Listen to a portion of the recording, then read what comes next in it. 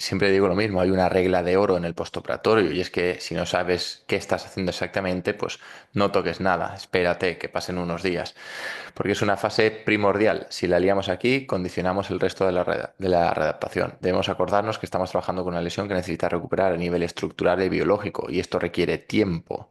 No debemos acelerar el proceso, pero tampoco debemos quedarnos atrás. Por eso es importante conocer qué hacer en cada caso, qué no hacer y así poder trabajar con éxito y con tranquilidad. Y eso es lo que vamos a ver hoy aquí en esta clase. Súper importante esto que comento, una liada aquí nos condiciona el resto de la adaptación. Me he encontrado algún caso que por culpa de haber hecho mal las cosas en redactación, por haber empezado bien, cuando toca, enseguida, primer día, pero no se han respetado los tiempos, pues por ejemplo, con una sutura meniscal, se vuelve a romper el menisco, debe volver a pasar por operación y al final se va liando la cosa, ¿vale? Entonces, todas las fases son importantes, sí, pero esta es la que nos va a sentar la base para que luego todo vaya muchísimo mejor. Y aquí, sobre todo, si podemos hacer hincapié en comenzar cuanto antes, ya veréis que muchísimo mejor. No tiene nada que ver la gente que empieza en los primeros 7 10 días a los que se esperan ya más de 15 o 20. ¿Y qué pasa? Que es que muchas veces, incluso los propios profesionales, están un poco, pues eso, que no saben muy bien qué hacer en primeras fases. Pues he visto a muchos fisios que, pues, masaje, movilización de rótula, empiezan a forzar un poquito ya para aquí, para allá. Y realmente hay dos, tres cositas que son primordiales, pero no hace falta complicarse en exceso. Debemos darle confianza y seguridad de nuevo a la persona. Al final va a tener muchísimas dudas, va a sentir miedo y desconfianza con la rodilla y debemos sobre todo hacer hincapié en todo esto y eso va desde la parte educativa a qué hacemos nosotros y qué hace la persona. Por eso si, por ejemplo, como, como profesionales estamos constantemente tocando, palpando, movilizando todo de manera pasiva, etcétera, etcétera, máquinas, pues la persona va a estar de brazos cruzados o con las manos detrás de la cabeza como si estuviese en una tumbona en la playa y tiene que ser parte activa desde el día uno, ¿vale? Ahora veremos cositas. Podemos diferenciar el postoperatorio más inmediato, que sería la primera semana, las primeras horas, primeros días, donde se debe comenzar con la rehabilitación, como de una fase uno como tal que puede finalizar alrededor de las 6 semanas aproximadamente si todo va bien. Semanas donde se juntan los miedos del paciente a comenzar la rehabilitación o hacer ejercicio, los prejuicios, el traumatólogo si le ha dicho algo, como de los propios rehabilitadores, debido a que se deben combinar los conocimientos en patología, todo lo que han hecho en la operación, ejercicios adaptados a su operación, terapia manual, hábitos, suplementación y mucho más para ofrecer la mejor readaptación. Hay muchísimas cosas que podemos hacer, todas van a sumar, ¿vale? Pero hay algunas que sí que son imprescindibles. Y todo lo demás que vayamos haciendo, pues van a ser extras que nos vayan a durar muchísimo, ¿vale? Y no estoy hablando de máquinas que valgan cientos o miles de euros. Como sé que muchas personas que estáis aquí, a lo mejor no tenéis tanto conocimiento, no habéis visto, sobre todo, muchos casos de postoperatorios inmediatos, que a lo mejor no habéis tenido todavía la fortuna de ver rodillas recién operadas, ver cómo están, pues eso, las cicatrices, cómo está la rodilla, los edemas, todo eso. Entonces os traigo unas cuantas fotos de gente que he ido viendo, pues a lo largo de los últimos meses, para que veáis un poquito, pues cómo podéis encontraros una rodilla más o menos pues que cuadre con las fechas que os pongo aquí. Por ejemplo, tenemos aquí un HTH con semitendinoso y recto interno con grapas a los 2 días, ¿vale? Que sería la foto primera de la izquierda. Lo vemos, está todo súper reciente.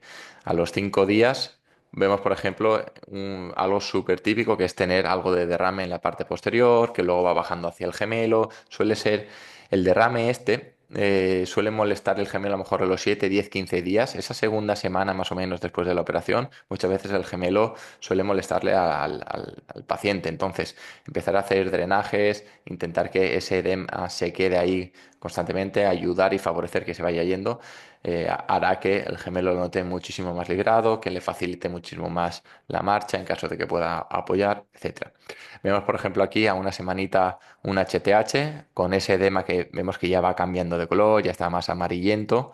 Y si mirásemos esta misma persona, que me acuerdo de perfectamente, la parte posterior tenía todo el derrame ahí en el gemelo. ¿Vale? También estos no tiene por qué haber tanto derrame. Me he encontrado también muchísimas personas que no ha habido derrame. Muchas veces el derrame viene condicionado también por el tiempo que han tenido.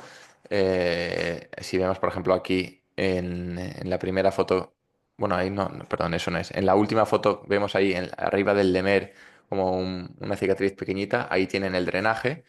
Pues he visto gente que el drenaje se lo han quitado como a los 45 minutos y el drenaje realmente cuanto más tiempo lo lleves muchísimo mejor porque menos derrame va a haber, ¿vale? Incluso el drenaje lo dejan toda la noche.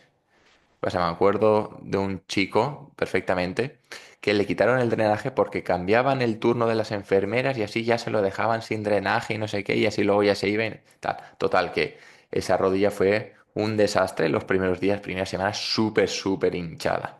¿Vale? ¿Por qué? Porque no estuvo el drenaje el tiempo suficiente. El drenaje, horas y horas y horas, ¿vale? Para que vaya eliminando todo lo que hay dentro y cuando deje de sangrar o de salir este líquido, pues muchísimo mejor.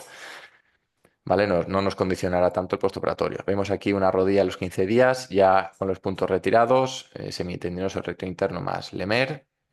Vemos aquí a las 3 semanitas cómo se ve una cicatriz. Vemos cómo ya ha ido cayendo casi toda la costra, suele quedar sobre todo en los extremos. Si son puntos de estos que se van soltando, pues a veces queda alguno. Entonces ahí ya pues vamos introduciendo movilizaciones de cicatriz, de la piel, evitar adherencias, etcétera. ¿Vale? Justo, pues por ejemplo en esta operación, isquio, cuadricipital y Lemer. ¿Vale? Tenía ahí un completo bueno. El paso uno con el postoperatorio tener a mano el informe de la operación es algo que debemos pedir enseguida, ¿vale? Aunque podemos dar algunas pautas para incluso que vayan haciendo en el hospital, pero enseguida que tengan el informe, que nos lo pasen, porque una cosa es lo que sale en la resonancia y lo que le han dicho que van a hacer, y luego la otra es que abran y se encuentran a lo mejor otra cosa que no tenían prevista o a la inversa incluso. En muy pocos casos, pero hay veces que incluso han abierto, "Este, pensábamos que el menisco estaba mal, pero hemos visto que no", o cualquier cosa de estas, o a la inversa pasa muchísimo, de en la resonancia te dicen cruzado, tú vas con la idea de que es cruzado, te acaban suturando el menisco y estás un mes sin apoyar. Entonces, pedimos el informe, le echamos un vistazo, vemos bien las conclusiones, vemos exactamente qué le han hecho, de dónde le han cogido, las pautas que le da sobre todo pues a nivel de carga de rodilla, a ver si han visto incluso otras zonas, otras estructuras afectadas y lo han hecho. Entonces, ya con estos datos, pues le podemos dar algo un poquito más claro a la persona y de esta manera decirle, pues mira, te han hecho esto, esto y esto pues va a derivar en esto o puede provocar esto o otro, lo que sea. Pues, por ejemplo, está sutura al menisco, vale, pues mira, ahora tenemos que estar una semana sin apoyar, es importante para que la sutura pues tenga efecto de verdad y que no se vaya a soltar, que el menisco repare, etc, etc, esto es lo más importante. Mira, te han cogido del isquio, entonces el isquio lo vas a tener más débil estos primeros meses, es normal, o te han cogido del HTH, entonces iremos con mucho cuidado con la carga que le vayamos a dar, hay que controlar muchísimo la extensión, si no tenemos buena extensión, pues el rotuliano sufrirá más, etcétera. Ya podemos empezar a dar ahí ciertas pautas. En las primeras semanas postoperatorio vamos a ver los objetivos solo con ligamento cruzado anterior. Lo que debemos buscar es la normalización de la articulación, reducir el dolor, reducir la efusión de líquido intraarticular, ganar ROM a nivel pasivo, ganar en cuanto al ROM foco en la extensión, flexión a 90 grados a la semana, 10 días más o menos, 110, 115, o sea, perdón, 100, 110 grados hasta el mes aproximadamente. ¿Vale? Por ejemplo, no hace falta medir con goniómetro, ¿vale? Si lo quieres saber todo como siempre ultra detallado, vale. Pero por ejemplo yo cojo medidas muy muy sencillas. Y es por ejemplo, al primer mes la idea es que la persona empieza a flexionar la rodilla y el talón debe llegar a la altura un pelín por debajo de la rótula de la pierna contraria, ¿vale? Ahí tendríamos esos entre 90 y 100 grados, ¿vale? Más o menos a la altura de la rodilla de la otra pierna. Ahí tenemos esos 100 graditos que debemos conseguir. Ya está, a lo mejor unos grados más, unos menos, pero estamos donde debemos estar. Luego en fases siguientes, por ejemplo, pues, vale, el segundo mes, y así os lo cuento ya, un palmo del talón al culo, ¿vale? Evidentemente depende de la mano de cada uno y todo eso, pero más o menos ese palmo es en lo que debemos estar cuando estemos aproximadamente entre las 8 o 9 semanas. ¿Vale? Y luego de ahí, pues poco a poco ya hasta ir a tocar el culo. ¿Vale? Esta es una buena manera sin necesidad de goniómetro y que la propia persona pueda tener feedback y se vaya midiendo y diga, mira, me he quedado justo aquí, o ya tengo un palmo, o ya me queda menos de un palmo, lo que sea. O un palmo y 3 dedos, ¿vale? Que podemos ir jugando con eso. Es importante no forzar la ganancia de flexión. Un error súper típico y que he tenido, pues, pues sobre todo pues, gente que se ha enfadado conmigo, pues cuando han hecho rehabilitaciones en mutua y tal, que empiezan a la semana ya venga a forzar, a forzar, a forzar para ganar la movilidad, eso genera más dolor, eso genera más inflamación, más desconfianza, más miedo, y hay 20.000 millones de estrategias para ganar la movilidad sin necesidad de tener que tocar en un primer instante. Entonces, no forcemos la ganancia de flexión. Puede tener cabida el forzar ligeramente, pero cuando estamos ya prácticamente que quedan 2 dedos, 3 dedos, es que hasta ahí puede llegar la persona por sí sola, sin problemas, sin necesidad de que alguien le esté forzando. Y lo tengo comprobado con cientos de personas, ¿vale? No es algo que me hayan contado y yo os lo estoy diciendo. Lo tengo comprobadísimo y hemos hecho un montón de experimentos, entre comillas. Por ejemplo, cuando trabajaba en una clínica, había una manera de trabajar. Yo no era el que se encargaba del trabajo de camilla, ¿vale? Yo me encargaba de la parte de ejercicio, el fisio venga a forzar, a forzar, a forzar, a forzar. Dolor, llantos, etcétera, lo he visto muchísimo. En el momento empiezo yo por mi cuenta a trabajar hace años, empiezo a hacer las rehabilitaciones sin tener que tocar, sin tener que forzar, de manera activa, con estrategias que voy a ir diciendo, no hace falta forzar, no hace falta que la persona llore ni lo pase mal. Si hay que forzar algo, se esfuerza al final del todo cuando quedan 3 deditos, 4 deditos, es darle un empujoncito, si a la propia persona a lo mejor le cuesta a lo mejor el sentarse o forzarse ella misma. Pero es que ya os digo que no va a hacer falta si se hacen las cosas bien desde un inicio, 100% garantizado.